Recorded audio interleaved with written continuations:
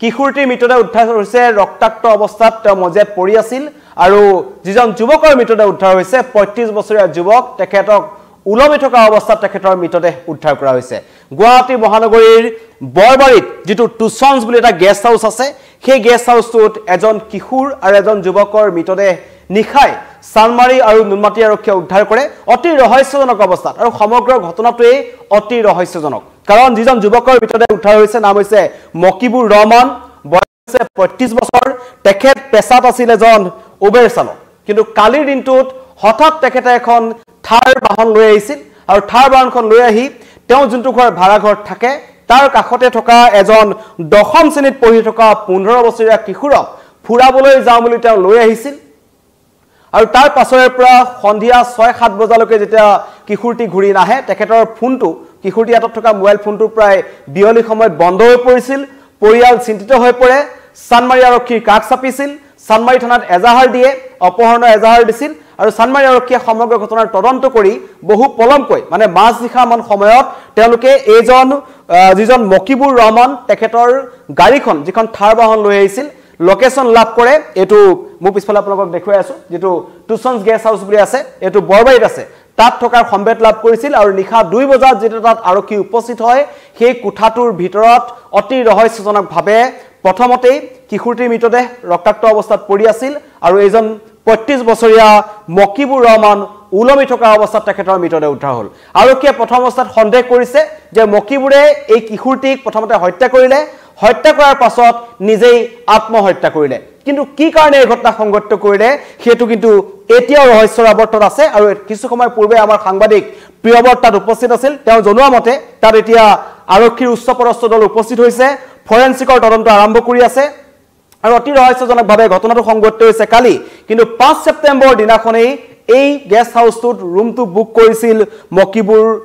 যিজন মৃত্যু হৈছে মকিবুৰ ৰহমান যিজনৰ ঘৰ কেতিয়াবা তেওঁ মুকালমুৱা বুলি কয় কেতিয়াবা ধুবুৰী বুলি কয় বা সঠিক তথ্য তেওঁৰ পৰা জনা হোৱা নাছিল কিন্তু তেখেত উবেৰ চালক আছিল অতি ৰহস্যজনকভাৱে কালি এখন থাৰ বাহন লৈ আহিছিল আৰু সেই থাৰ বাহনখনতেই এই দশম শ্ৰেণীৰ ছাত্ৰজনক তেওঁ ফুৰাবলৈ লৈ আনিছিল পৰিয়ালে গম পাইছিল কিন্তু যেতিয়া সন্ধিয়ালৈ ঘূৰি অহা নাছিল পৰিয়াল চানমাৰী আৰক্ষীৰ কাষ চাপিছিল আৰু চানমাৰী আৰক্ষীয়ে তদন্ত কৰি অতি ৰহস্যজনক অৱস্থাত এই লজটোৰ পৰা দুইৰে মৃতদেহ উদ্ধাৰ কৰিছে এয়া হৈছে মহানগৰীত এইখন বাহনৰ কথা কৈছো এইখন বাহন লৈ আহিছিল কালি মকিবুৰ ৰহমানে কিন্তু তেওঁ সচৰাচৰ উবেৰ বাহনে চলাইছিল তেওঁ উবেৰ এখন আছিল কিন্তু এইখন বাহন তেওঁ লৈ আনিছিল কি কাৰণত লৈ আনিছিল আৰু কিশোৰটিক কলৈ ফুৰাবলৈ লৈ গৈছিল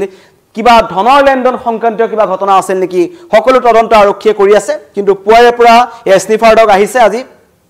তদন্ত কৰি থকা হৈছে সিআইডি দল উপস্থিত হৈছে ফৰেনচিকৰ দল উপস্থিত হৈছে কিন্তু গুৱাহাটীৰ গেষ্ট হাউস সমূহত হোটেল সমূহত এনেবোৰ ঘটনা একেবাৰে সুলভ হৈ পৰিছে কাৰণ কি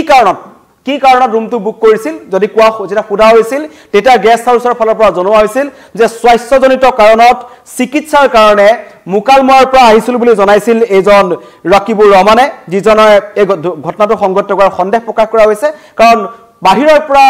দৰজাখন বন্ধ কৰি থোৱা আছিল মানে ভিতৰত যোন আছিল তেওঁ এই ঘটনা সংঘটিত কৰিছিল তাৰ সন্দেহ প্ৰকাশ কৰিছে আৰু এই ঘটনাৰ প্ৰকৃত কাৰণ কিশোৰটিক হত্যা কৰি মকিবুৰে নিজে আত্মহত্যা কৰিছে বুলি আৰক্ষীয়ে কৈছে আৰু তাৰ তদন্ত কৰি থকা হৈছে ঘটনাত অন্য কোনবা চক্ৰ জড়িত হৈ আছে নেকি তাৰো তদন্ত কৰি থকা হৈছে প্ৰথমতে মন্তব্য শুনা বিচাৰিছো সেই ভুক্তভোগীৰ যুৱকজনৰ পৰিয়াল আৰু মানে মাকে 2টা বজাত ভাত খাবই যায় ভাত খাব নোযোৱাৰ কাৰণে মাকে ফোন মাৰিলে টিকলা ক'ত আছো তেতিয়া ক'লে মই দাদাৰ লগত আছো মই আজি গাড়ী কিনিছে দাদাই মই হোটেলতে খাই লম তেতিয়া আৰু মাকে ফোন কৰা নাই আৰু তাৰপিছত গধূলি যেতিয়া 5টা বজাত 6টা বজাত ঘৰ বনাই তেতিয়া মাকে ফোন মাৰিছে ফোন চুইছ আপোনাৰ নাতিৰো চুইছ আৰু তাৰো চুইছ এটো কেইটা বজাত গম পালে এটো 6টা বজাত চানমাৰী থানাত খবৰ দিছে 6টা বজাত গম পাই পেলাই দেউতাকক ফোন কৰিলে দেউতাকে উজান বজাৰৰ ডমিনিজত কাম কৰে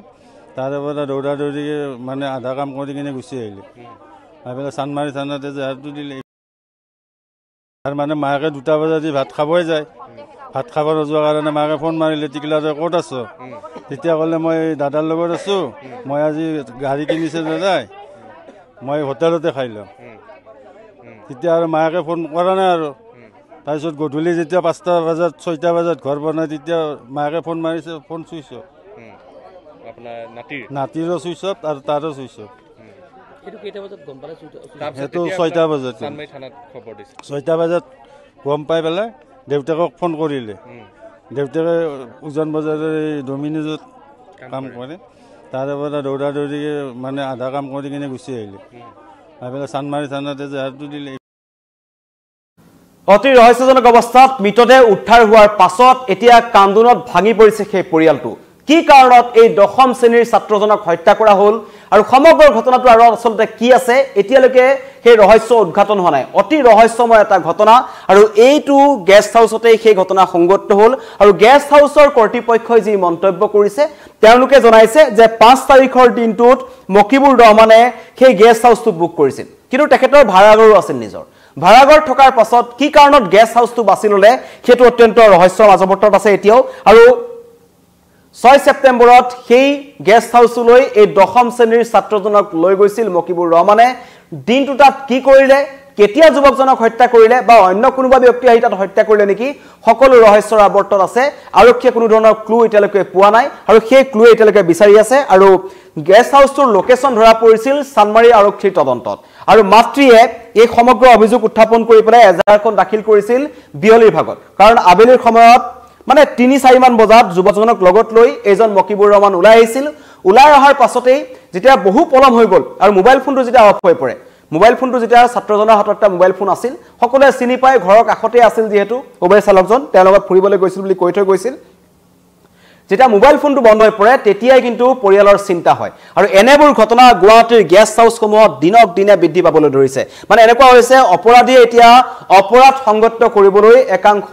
গেষ্ট হাউচ বা এনেকুৱা ধৰণৰ কিছুমান হোটেল বা এনেকুৱা হোমষ্টে কিছুমান আছে সেইবোৰ তেওঁলোকে বাছি লয় আৰু তাত তেওঁলোকে এনেকুৱা ধৰণৰ ঘটনাবোৰ সংগঠিত কৰিবলৈ সহজ বুলি তেওঁলোকে ভাবে কাৰণ এইটো কথা প্ৰথম কথা নহয় ইয়াৰ আগতেও গুৱাহাটীৰ কেইবাটাও গেষ্ট হাউচত যুৱতী নিৰ্যাতনৰ ঘটনা সংগঠিত হৈছে বাহিৰৰ পৰা আহি যুৱতী আবদ্ধ কৰি থকাৰ ঘটনা সংগঠিত হৈছে আৰু শেহতীয়াকৈ আজি যেটো ঘটনা সংগঠিত হ'ল গুৱাহাটীৰ যেটো টুচন্স গেষ্ট হাউচ আছে মোৰ পিছফালে আপোনালোকে এইটো কিনাৰাম মিক্ৰি পথ মেগাজিনত আছে বৰবাৰীৰ এইটো গেষ্ট হাউচত এটি কিশোৰৰ মৃতদেহ উদ্ধাৰ হ'ল 10ম শ্ৰেণীত পঢ়ি আছিল কিন্তু কি কাৰণে আৰু এটা সন্দেহ কৰা হৈছে আৰক্ষীৰ ফালৰ পৰা কিশোৰটিৰ পৰিয়ালৰ সৈতে সেই যুৱকজনৰ কিবা ধনৰ লেনদেন আছিল নেকি সেই সন্দৰ্ভতো আৰক্ষীয়ে তদন্ত কৰিছে কিন্তু পৰিয়ালটোৱে পুনচাতে জনাইছে যে কোনো ধৰণৰ ধনৰ লেনদেন নাছিল তেওঁলোকৰ মাজত আৰু ভাল সম্পৰ্ক আছিল উবেৰ চালক হিচাপে জানিছিল আৰু মাতবোল আছিল দুইটা পৰিয়ালৰ মাজত আৰু সেই কাৰণেই 10ম শ্ৰেণীত পঢ়ি থকা কিশোৰটিক এই থাৰ বাহনখনত উঠোৱাৰ লোভ দেখুৱাই আচলতে এই থাৰ বাহনখনত ফুৰাবলৈ লৈ যাম বুলি উবেৰ চালকজনে লৈ আহিছিল কিন্তু কালিৰ দিনটোত কিহৰ কাৰণে তেওঁ উবেৰ নচলালে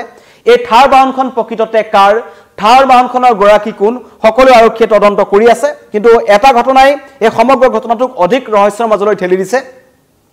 নিজৰ ভাড়াঘৰ থকাৰ পাছতো কি কাৰণত 5 সেপ্টেম্বৰত এই মকিবুৰ ৰহমানে স্বাস্থ্যজনিত কাৰণৰ বাবে বা গুৱাহাটী নহয় বুলি তেখেতে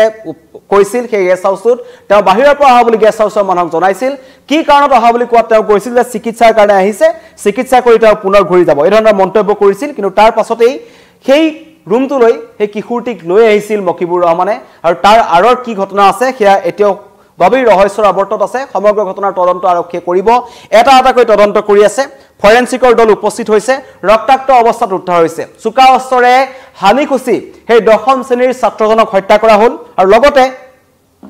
মকিবুৰ ৰহমানৰ যেটো মৃতদেহ উদ্ধাৰ হৈছে উলমি থকা অৱস্থাত উদ্ধাৰ হৈছে আৰু তেওঁৰ গাত প্ৰায় কম কাপোৰ আছে বুলি কোৱা হৈছে তাক লৈ আৰক্ষী কিছু সন্দেহ উপজিছে সেই কাৰণে সমগ্ৰ ঘটনাৰ তদন্তৰ বাবে কিছু সময়ৰ প্ৰয়োজন হ'ব কিন্তু গুৱাহাটী মহানগৰীত পুনৰ এটা ভয়ংকৰ ঘটনা এটা গেষ্ট হাউচত দুটা মৃতদেহ উদ্ধাৰ হৈছে এটা কিশোৰৰ মৃতদেহ এজন যুৱকৰ মৃতদেহ দুইটা পৰিয়ালে মানে এই যিজন যুৱকৰ মৃতদেহ উদ্ধাৰ হৈছে সেই যুৱকজনৰ সৈতে পৰিচয় আছিল কিশোৰটিৰ পৰিয়ালৰ কাৰণ ভাড়াঘৰ কাষতে আছিল আৰু উবেৰ চালক হিচাপে জনাজাত যদিও কালিৰ দিনটোত তেখেতে এখন থাৰ বাহন লৈ আহিছিল থাৰ বাহনখন সমগ্ৰ ৰহস্যৰ আৱৰ্তত আছে থাৰ বাহনখন কাৰ কোনোবাই মকিবুৰক সেই যুৱকজনক তালৈ লৈ আনিবলৈ কৈছিল নেকি সমগ্ৰ ঘটনাত তৃতীয় পক্ষ জড়িত আছে নেকি ধনৰ লেনদেনৰ কিবা ঘটনা আছে নেকি বা অন্য কিবা ঘটনা জড়িত আছে নেকি সকলো আৰক্ষীয়ে তদন্ত কৰি আছে আৰক্ষী তদন্তত সমগ্ৰ ঘটনা পোহৰলৈ আহিব কিন্তু গুৱাহাটী মহানগৰীত ইটোৰ পিছত সিটো ঘটনা সংঘটিত হৈ আহিছে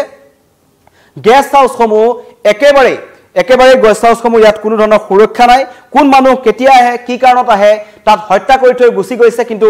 গেষ্ট হাউচৰ মানুহে গম নাপায় ইমান ডাঙৰ এটা ঘটনা সংঘটিত হ'ল তাৰ পাছতো কোনো গেষ্ট হাউচৰ কৰ্মচাৰীয়ে সেই কথা নাজানে অতি ৰহস্যৰ অৱৰ্তত আছে সমগ্ৰ ঘটনা গেষ্ট হাউচৰ কোনোবা মানুহ ইয়াত জড়িত থাকিব পাৰে সেয়াও তদন্ত কৰি থকা হৈছে আৰক্ষীয়ে সকলোকে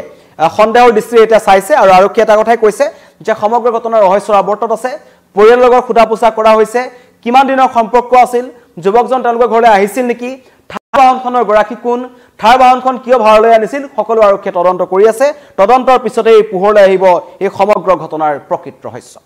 ধন্যবাদ